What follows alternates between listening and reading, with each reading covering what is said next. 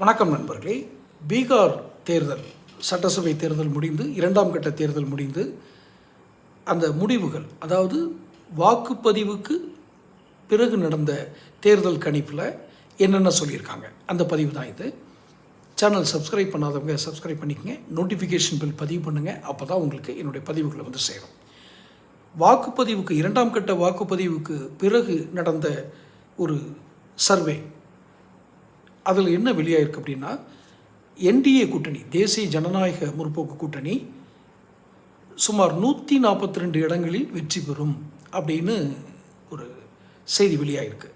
மற்ற கட்சிகளுக்கெல்லாம் ஒரு குறிப்பிட்ட இடங்கள், இந்தியா கூட்டணிக்கெல்லாம் 2 டிஜிட்டில் தான் சொல்லியிருக்காங்க. 95, 90 அந்த மாதிரி இடங்கள் தான் கிடைக்கும்னு சொல்லியிருக்காங்க.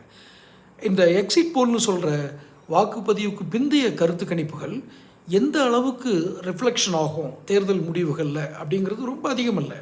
இன்னும் ஒரு நவம்பர் 14ஆம் தேதியெலாம் நமக்கு தெரிஞ்சிடும். வாக்குகள் அன்றைக்கே எண்ணப்பட்டு அன்றைக்கே தெரிஞ்சிடும். ஆனாலும் இது எதை குறிக்கிறது, என்ன குறியீடு இது? இந்த தேர்தலுக்கு பிந்தைய கருத்து கணிப்பு எதை பிரதிபலிக்கிறது என்றால், இதற்கு முன்பே கூட நான் ஒரு சிறிய விஷயத்தை கவனித்தேன்.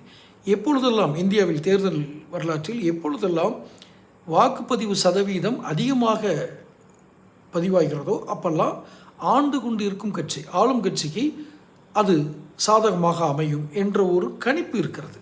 இது மாறலாம், ஆனால் பெரிய மாற்றங்களை உண்டு செய்யாது. இந்த கணிப்புகள் எல்லாம் ஒரு 142 இடத்துல வெற்றி பெறுவாங்கன்னு சொல்கிறது வேணால் ஒரு 5-10 முன்ன பின்ன போகும். ஆனால் மிகப்பெரிய மாற்றங்களாக வராது. அப்படி இந்த தேர்தலுக்கு பிந்திய கருத்து கணிப்பு உண்மை என்றால், என்டிஏ கூட்டணி, அதாவது பிரதமர் மோடியினுடைய தனிநபர் மதிப்பு என்று அறியப்படுகிற அந்த என்டிஏ கூட்டணியில் மோடியினுடைய மரியாதை கூடுகிறது என்று அர்த்தம். பீகாரில் பிஜேபி கூட்டணி ஆட்சியை பிடித்தால் தமிழகத்தில் என்ன எதிரொலிக்கும் என்றொரு கணிப்பும் நாம் செய்ய வேண்டியிருக்கிறது. என்ன காரணம்னா, அங்கே காங்கிரஸ் தோற்றுது அப்படின்னா தமிழ்நாட்டில் அதனுடைய தாக்கம் அதிகமாக இருக்கும். ஏன்னா அங்கே சட்டசபை தேர்தலுக்கு இன்னும் ஒரு 4-5 மாதம் தான் இருக்குது. தேர்தல் அறிவிப்பு எப்படியும் ஜனவரி, பிப்ரவரியில் வெளிவரும், ஏப்ரல், மேல எலெக்ஷன் நடக்கும். ஸோ அந்த தாக்கம் இங்கேயும் இருக்கும்.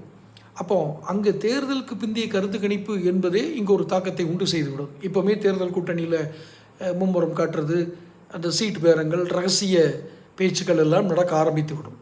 தொடர்ந்து தமிழகத்தில் பீகார் தேர்தல் தேர்தல் முடிவுகள் என்ன தாக்கத்தை ஏற்படுத்தும், தொடர்ந்து பேசுவோம். சேனல் சப்ஸ்கிரைப் பண்ணிக்கங்க, அப்போ தான் என்னுடைய பதிவுகள் வந்து சேரும். நோட்டிஃபிகேஷன் பெல் பட்டன் பதிவு பண்ணிக்கங்க. தொடர்ந்து பேசுவோம்.